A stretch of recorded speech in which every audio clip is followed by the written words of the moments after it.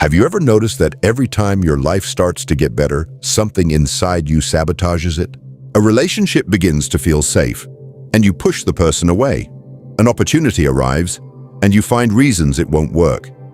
You feel moments of peace, and then, almost deliberately, you go looking for the wound again. Not because you are careless, not because you don't try, but because something deeper than intention is running the show.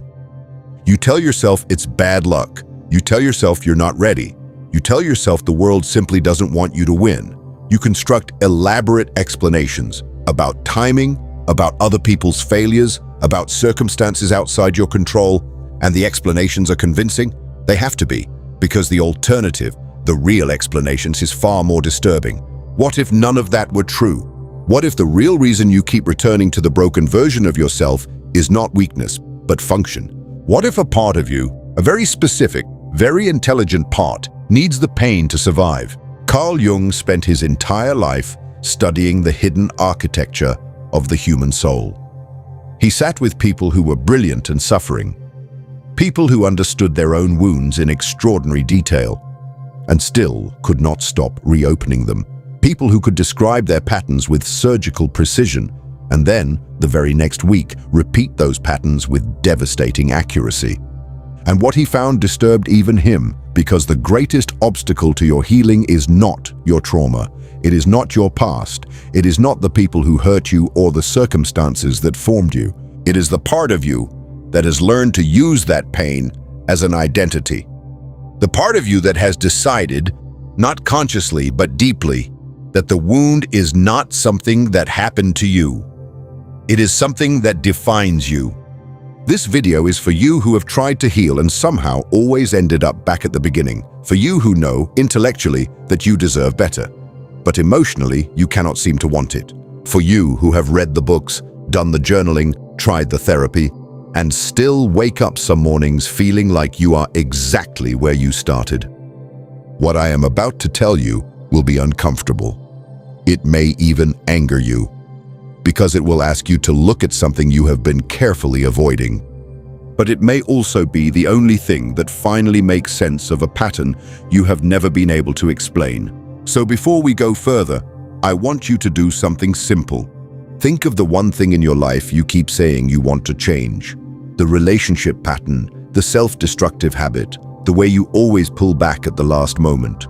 The thing you have told yourself and others that you are working on. Hold that thing in mind, because by the end of this, you will understand it in a way you never have before. Stay with me. Think about the last time you were close to something genuinely good. Not good in a complicated, earned through suffering way. Not good that came with a price attached. Genuinely, quietly good. A stillness that felt unfamiliar. A version of your life that required nothing to be survived, just lived.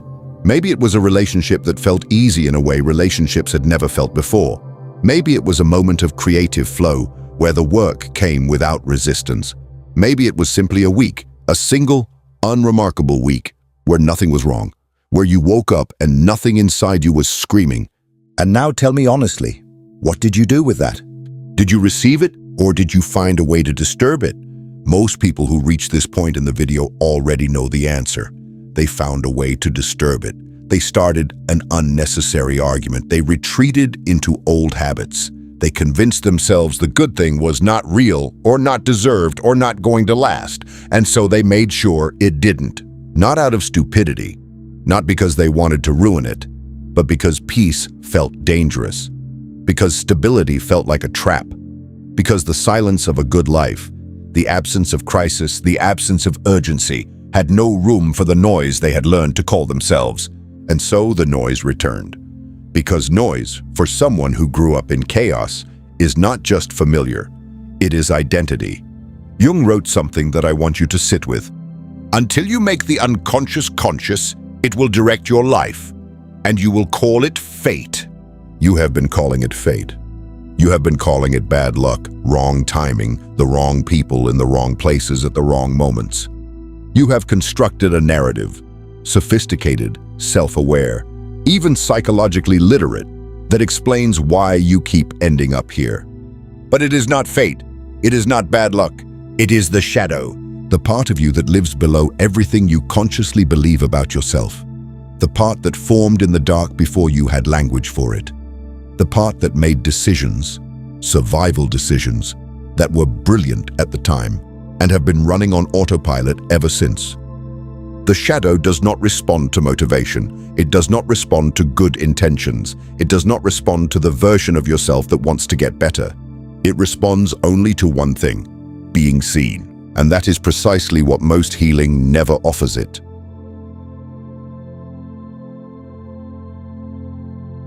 Here is the truth that will cost you something to hear. You are not broken because life broke you. You are staying broken because being broken is the only self you know how to be. Read that again, not to punish yourself, but to truly feel what it means. Pain became your language before you had words for it. Chaos became your normal before you had a normal to compare it to. Suffering became the proof, the evidence that you were real, that you existed, that what happened to you mattered. Because for some of us, the wound was the only thing that was ever witnessed. No one saw you when you were fine. No one rallied around you in your ordinary moments. But when you were suffering, when things fell apart, suddenly there was attention. Suddenly there was care. Suddenly you occupied space in someone else's world in a way that quiet okayness never allowed. And the psyche is extraordinarily intelligent. It learns. It learns that pain creates connection. It learns that suffering generates response. It learns that brokenness is visible in a way that wholeness never is. And now, unconsciously, you recreate the conditions that generate that proof. You choose unavailable people because deep down, love that requires nothing feels suspicious. Love without conditions, love without drama, love without something to be earned.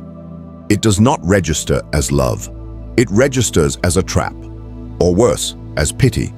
You abandon projects before they succeed because success would destroy the story, the organizing story, the story you have built your entire identity around, that you never get what you want.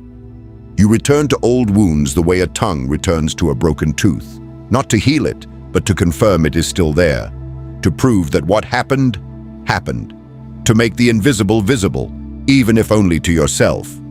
This is not weakness. This is the shadow doing exactly what it was designed to do. It is protecting an identity, your identity, the one that was built in the dark, when building in the dark was the only option you had. The brutal truth is this: healing feels like death to the part of you that was born in pain. Because if you are no longer broken, who are you? If you no longer carry the wound as your defining feature, what is left? If the suffering ends, does the story end with it? If you become the person who got better, what happens to the person who was hurt? That is the question the shadow is afraid you will answer, because the answer means it loses its power. And the shadow has been in power for a very long time. It does not surrender that easily.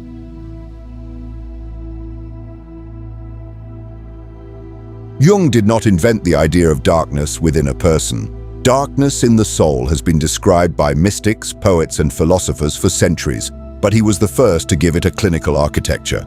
The first to say, this is not moral failure. This is psychology. This is how the psyche works when it cannot integrate what it experiences. The shadow, in Jungian psychology, is not your evil side. It is not the part of you that wants to hurt people.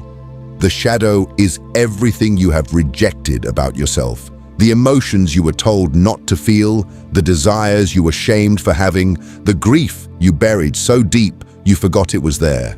It is everything that was too much, too difficult, too dangerous to be allowed into the light. It is the rage of the child who was never allowed to be angry. It is the neediness of the adult who learned that needing was weakness. It is the ambition that was crushed before it could breathe.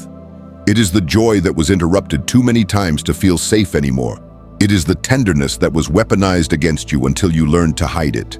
Every time you told yourself, or were told, that a part of you was unacceptable, that part did not disappear. It descended. It moved below the line of consciousness, into the territory Jung called the unconscious. And there, in the dark, it continued to exist, to grow, to accumulate. Jung said something about the shadow that stopped people when they first heard it. The shadow is 90% pure gold. And this is what most people miss entirely. The shadow is not just your wound, it is also your unlived life, your repressed creativity, your buried courage, your unspoken desires, your capacity for depth, for passion, for intensity, qualities that were too threatening to the environment you grew up in, and so were forced underground. The artist who was told art was impractical, the rebel who was punished until they became compliant, the sensitive child who cried once too often and learned that feelings were a liability. All of that lives in the shadow. All of that is waiting. But here is where it becomes complex, and where the idea of staying broken makes a terrible kind of sense. When the shadow carries your pain long enough, it becomes the container for your identity. Think about what this means. For years, perhaps your entire life, you have organized yourself around a wound, around a story, around the narrative of the person who suffered and survived.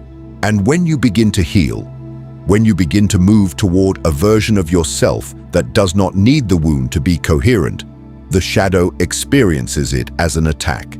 Not an attack on your pain, an attack on itself, an attack on its existence.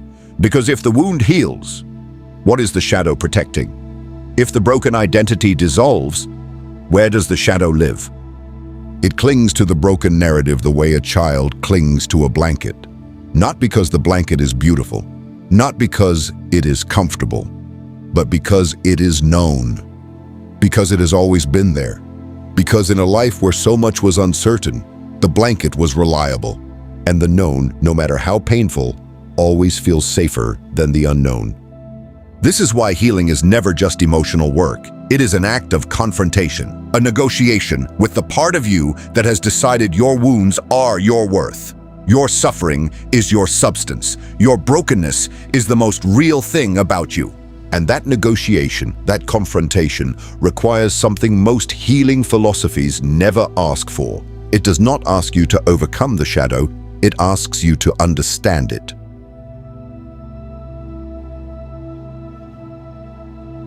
Ask yourself this question, and do not answer it quickly. Sit with it. Let it land before you respond. If your pain disappeared tomorrow, not gradually, not slowly, but completely, what would remain? Not what you wish would remain, not the aspirational version, what you honestly believe would remain. Because for many people, when they truly sit with that question, the answer is terrifying.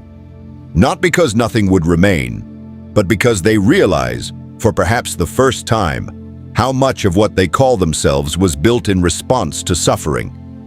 The sensitivity that makes you beautiful was forged in neglect. The empathy that makes you indispensable was born from having to read rooms at ages when children should not need to read rooms.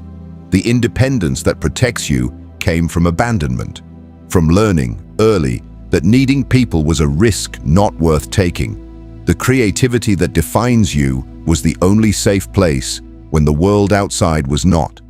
The dark humor, the ability to sit with difficult emotions, the refusal to be easily shocked, all of it came from somewhere.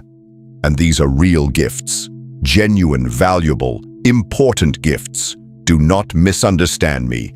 Do not hear this as dismissal. But they were built on a foundation of pain. And somewhere deep in the architecture of your psyche, below the conscious mind, below the level that meditation can reach or journaling can illuminate, there is a belief. Quiet, persistent, almost invisible. The belief that if the pain ends, the gifts go with it. That if you are no longer the one who was hurt, you are no longer interesting. That if you are no longer the one who survived, you have nothing to offer. That if you are no longer carrying this wound, you will become ordinary, unremarkable, invisible. that your suffering is what makes you worthy of being seen. Jung called this the inflation of the wound, when the ego begins to draw its entire sense of significance from what it has endured, when the identity becomes so fused with the pain that the person can no longer imagine themselves without it. And it is one of the most invisible traps in the entire human experience, because it masquerades as depth, as self-awareness, as emotional intelligence. The person in the grip of wound inflation is often extraordinarily insightful. They understand psychological concepts. They can articulate their trauma clearly. They are the first to notice patterns in others. But they use all of that insight as a way of circling the wound, of examining it from every angle, without ever actually moving through it. Because moving through it would mean leaving it behind, and leaving it behind feels like losing themselves. Look more closely at your own life. How many conversations do you steer back to your pain? Not deliberately, not manipulatively, but notice. How often do you find a way to bring the conversation back to the wound, to the story, to the history? How many opportunities do you reject or subtly undermine because healed people do not need them the way broken people do? Because the opportunity that was designed for someone whole somehow does not feel like it belongs to you. How often do you sabotage connection, not because people have failed you, but because being truly seen, without the wound as context, without the history as explanation, without the suffering as credential, feels unbearably exposed? Because if someone sees you without the wound, they are seeing something you have not yet fully learned to inhabit. Your shadow is not keeping you broken out of cruelty. It is not punishing you. It is not working against you. It is keeping you broken because broken is the only self it knows how to defend. And the defense, however painful, is an act of love. Distorted, unconscious, unsustainable love, but love nonetheless. The only kind of love available to a part of the psyche that formed before it knew what love was supposed to feel like. And that is what we need to face now.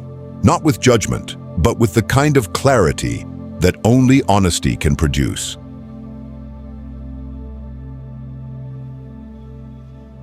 There is a cost that no one talks about. Not the cost of healing. Everyone warns you about that. The loneliness of growth, the relationships that cannot follow you into new territory, the grief of becoming someone unfamiliar, the disorientation of losing the story that used to explain everything. Yes, all of that is real. All of that is a genuine cost. But I am not talking about that cost. I'm talking about the cost of staying broken on purpose. And it is a cost most people never calculate, because they are paying it in a currency that is not immediately visible. Every time you choose the familiar wound over the uncertain wholeness, you pay in possibilities that never become real. You pay in the version of yourself that almost existed, in the relationship that almost became something, in the project that almost launched, in the morning that almost felt different. You pay in the moments where something shifted, something genuinely, quietly shifted, and then you pulled back. Not because the shift was wrong, but because it was unknown. And the unknown, even when it is better, requires you to let go of the map you have been using to navigate your life. And the most insidious part of this cost? The shadow makes you feel righteous about paying it. It does not say, "I am afraid." It does not say, "I am keeping you here because I need you here." It speaks in the language of wisdom, of hard-earned knowledge, of having been hurt enough to know better. It tells you that people who are whole have not suffered enough to understand you, that they are shallow, that their peace is naivety dressed in good circumstances, that healing means forgetting what happened up, and forgetting what happened is a form of betrayal, that moving forward is abandonment of yourself, of your story, of everyone else who is still in the pain you are leaving behind. These are not truths. They are the shadow's arguments for its own survival. Sophisticated, emotionally resonant, almost impossible to argue with, but arguments, not truths. Jung was direct about this. He observed it in patients and then in himself. The shadow, when left unconscious, does not stay still. It grows, it deepens, It begins to colonize more and more of your internal life, appearing in your reactions before you can think, in your choices before you can reflect, in your patterns before you can intervene, until you can no longer tell the difference between who you are and what happened to you. The broken identity does not hold you still. It moves, it expands, it finds new evidence to confirm itself, new reasons to remain, new experiences, carefully, unconsciously selected, that prove the wound was right to stay. A new person who turns out to be unavailable. A new project that somehow falls apart at the critical moment. A new environment that manages to replicate the essential dynamics of the one that hurt you first. And eventually, the wound is no longer something that happened to you. It is you. That is the real danger, not the original pain, which was real and valid and deserved to be witnessed. But the moment the pain becomes the person, the moment the story becomes the self, the moment the shadow, given enough time and enough silence, stops being something you carry and becomes something you are.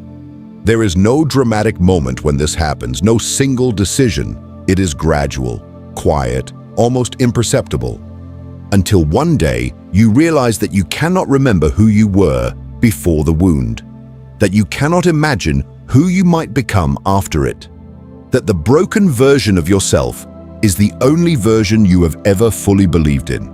That is when the work becomes urgent, not because you are in danger, but because you are disappearing.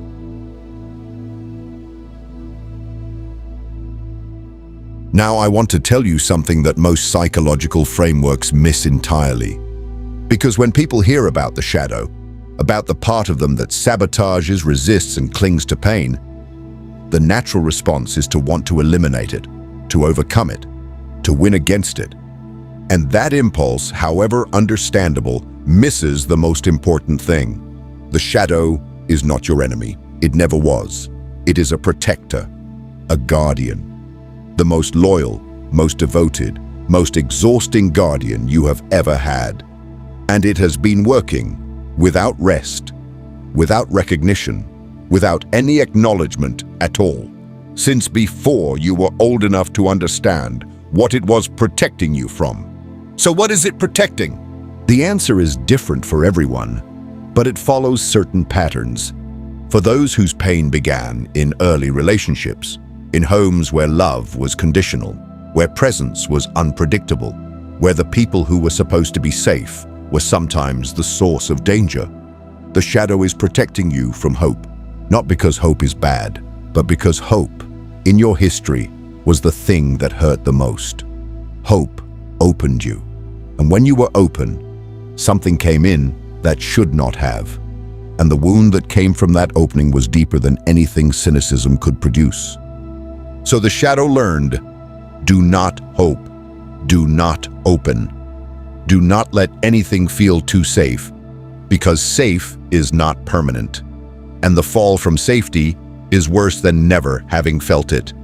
For those whose pain came from failure, from being told early and often that they were not enough, not capable, not worthy of the things they desired, the shadow is protecting you from ambition. Because ambition requires belief, and belief in your history was the precursor to humiliation. You believed once, you tried once, you reached once, and the fall, the rejection, the failure, the confirmation of what you feared, left a mark that has never fully healed. So the shadow learned, do not reach, stay below the threshold, set expectations low enough that you can never be disappointed. And if something good comes, undermine it quickly before the fall has time to build any real height. For those whose pain came from visibility, from the experience of being seen and then hurt, of standing out and being punished for it, of expressing something true and having it twisted or ignored or weaponized, the shadow is protecting you from authenticity. Because authenticity in your history was dangerous. Being yourself, your real, uncurated, unperformed self, cost you something, and so you learned to hide, to perform, to be slightly less than what you were so that what you were could not be used against you. In every case, in every version of this story, the shadow is not malicious. It is terrified. And it is doing the only thing it ever learned to do. Keep you safe. Keep you small.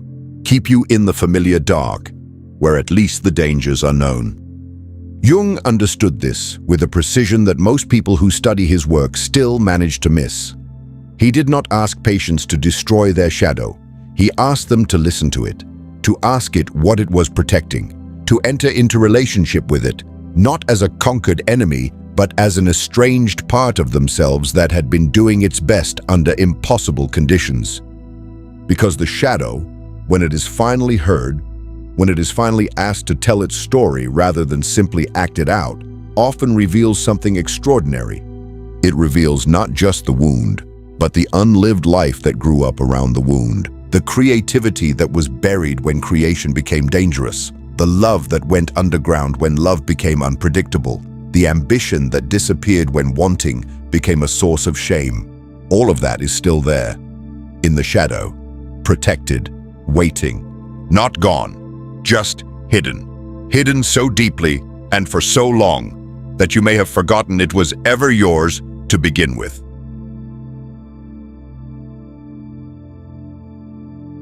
And yet, here is what Jung understood that most therapists, most self-help philosophies, most healing frameworks never quite reach.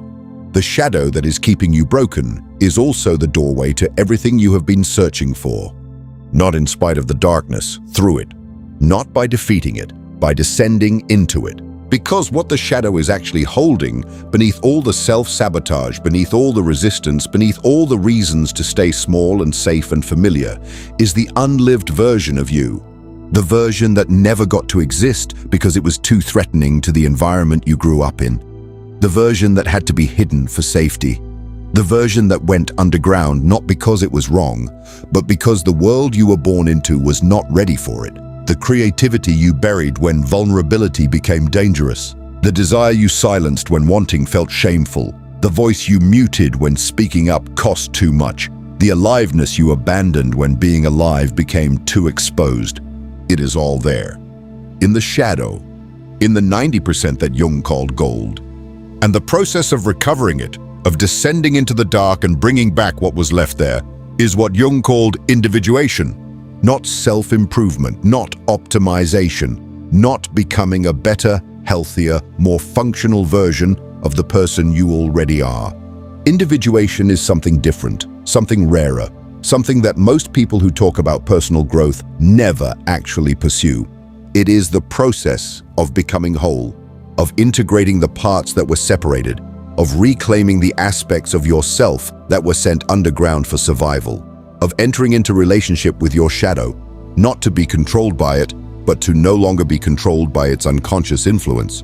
And wholeness does not mean painless. Do not misunderstand this.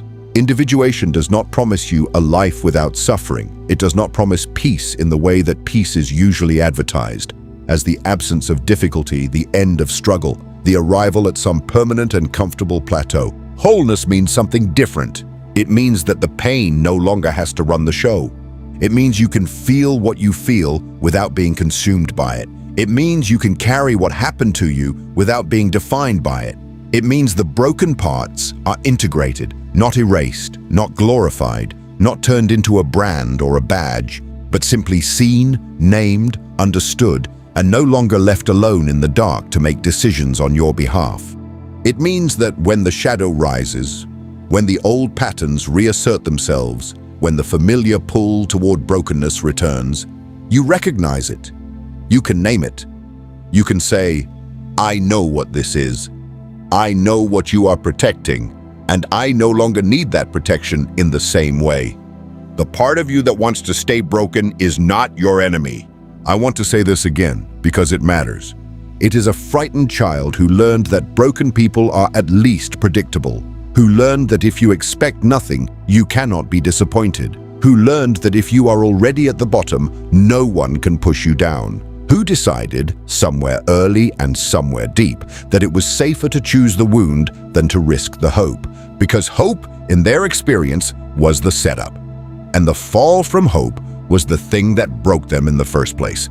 And that child does not need to be conquered, does not need to be overwritten, does not need to be left behind in some triumphant act of self-transcendence. It needs to be heard. Not agreed with, but heard. Seen. Acknowledged. Given the recognition it has never received. That it tried. That it protected you. That in the conditions it had, it did the best it could. And then, gently, firmly, with the kind of compassion that does not collapse into enabling, invited to trust something new. Invited to consider that the protection it has been offering might no longer be necessary. That the danger it was protecting you from may have passed.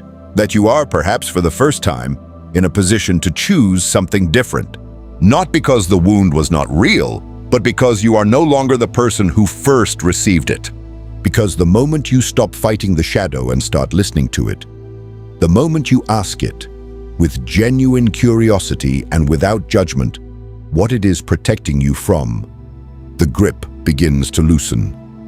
Not dramatically, not all at once, not with the sudden cathartic release that films and stories have taught you to expect from healing, but in the way that all real things change, slowly, then completely. A morning where the familiar darkness does not feel quite as necessary. A moment where the old pattern rises and you recognize it a second before you would have in the past. A relationship where you almost pull back, and then for the first time, you don't. These are not dramatic. They will not feel like breakthroughs. They will feel like small, quiet, unremarkable choices. But they are the most important choices you will ever make.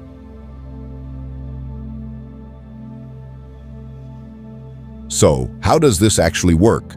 Not as a concept, not as something beautiful to understand intellectually, but as something you can do tonight, tomorrow, in the moments when the shadow rises and the old patterns begin to pull. The first step is observation without judgment. This is harder than it sounds, because the moment you notice a self-sabotaging pattern, the natural response is either denial or self-attack. Either this is not happening or I cannot believe I am doing this again. Neither of those responses creates change. What creates change is the third option, the one most people skip over entirely. Genuine, non-judgmental curiosity. When you notice yourself pulling away from something good, stop. Not to analyze it, not to criticize yourself, but to simply ask, what is happening here? What does this feel like just below the surface? What am I afraid of in this exact moment? Not what should I be afraid of? Not what is a reasonable fear? What am I actually afraid of right now in my body? Because the shadow speaks in sensation before it speaks in thought. It speaks in the tightening of the chest, the sudden urge to check out, the inexplicable fatigue that descends when something requires you to be open.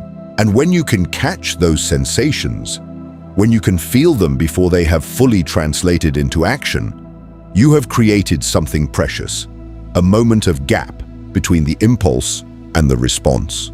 That gap is where choice lives. The second step is what Jung called active imagination. This is not visualization in the self-help sense. This is something older and more demanding. It is the practice of entering into genuine dialogue with the parts of yourself that you have been avoiding. Not talking at them, not analyzing them from a safe distance, but asking them with real curiosity, who are you? What do you want? What are you trying to protect?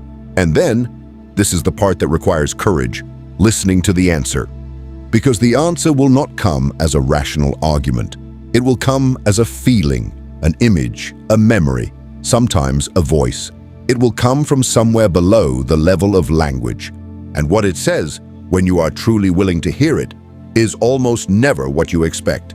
It is rarely, I am trying to destroy your life. It is almost always, I am trying to keep you from being hurt again. And from that place of understanding, from that recognition of the shadow's intention, genuine integration becomes possible. Not the elimination of the shadow, not its suppression, but its transformation from an unconscious force that runs your life into a known part of yourself that you can work with. The third step is the most difficult and the most important. It is the willingness to grieve. Because the broken identity that the shadow has been protecting, the story you have built around your wound, the version of yourself that was defined by its suffering, That identity has to be mourned. Not celebrated, not pathologized, but mourned. You have to grieve the fact that what happened to you happened. Not in the way you may have already grieved it, with anger or with retelling, or with the kind of therapeutic processing that examines the wound without releasing it, but with the deeper grief of genuinely letting it be over. Of saying to yourself in the silence, it happened, it was real, it mattered, it changed me, and now I am choosing to be changed by something else. That grief is not weakness, it is not giving up, it is the most courageous thing a person can do, because it requires you to stop using the pain as a reason and start taking responsibility for what comes next. You made it here, and that already means something, not because making it to the end of a video is an achievement, but because the content of this video, if you were truly present with it, was asking you to look at something you have been carefully not looking at. And you stayed. That is not nothing, the shadow noticed. So I want to leave you with something simple, not a technique, not an instruction, just a question. One that I want you to carry with you, not for 5 minutes, but for the next week. A question to return to when the familiar patterns rise, when you feel the pull toward the wound, when the broken identity asserts itself with all its urgency and righteousness and certainty. The question is this: what would you do differently if you believed, truly believed, in your body and not just your mind, that the pain had already done everything it needed to do? Not that it didn't happen, not that it wasn't real, but that it has already given you everything it was capable of giving you. The depth, the sensitivity, the understanding, the capacity for real feeling. You already have all of that. You do not need to keep feeding the wound to keep the gifts. The gifts are yours. They were always yours. They do not belong to the pain. They belong to you. And the work, the real, ongoing, non-linear, sometimes beautiful and sometimes devastating work, is the process of claiming them without the pain as justification, of being sensitive without needing to have been neglected, of being empathetic without needing to have suffered first, of being deep without requiring the darkness as proof. Jung wrote, "The most terrifying thing is to accept oneself completely. Not partially, not strategically, completely, with the chaos and the contradiction, with the parts that soar and the parts that sabotage, with the shadow and the light, together finally in the same room." That is individuation. That is wholeness. That is what becomes possible when you stop fighting the part of you that wants to stay broken and start, for the first time, asking it what it actually needs. Before you leave, I want to ask you one thing: not to like this video, not to share it. Just this: think of the one pattern in your life you keep returning to, the one you have explained 1,000 times but never actually stopped. Now ask yourself, what is it protecting? Not what is it costing you? You already know the answer to that. What is it protecting? Sit with that question. Let it work on you in the hours after this ends, because that question, honestly answered without self-attack, is the beginning of the only kind of change that actually lasts. The shadow does not disappear when you ignore it. It grows, but when you finally turn toward it, when you stop fighting it and start understanding it, something shifts. Not dramatically, not immediately, but permanently. The next video continues exactly where this one ends, into what happens after the shadow is finally seen, into what fills the space it leaves behind, into what you become when the wound is no longer the most important thing about you. That is where we go next.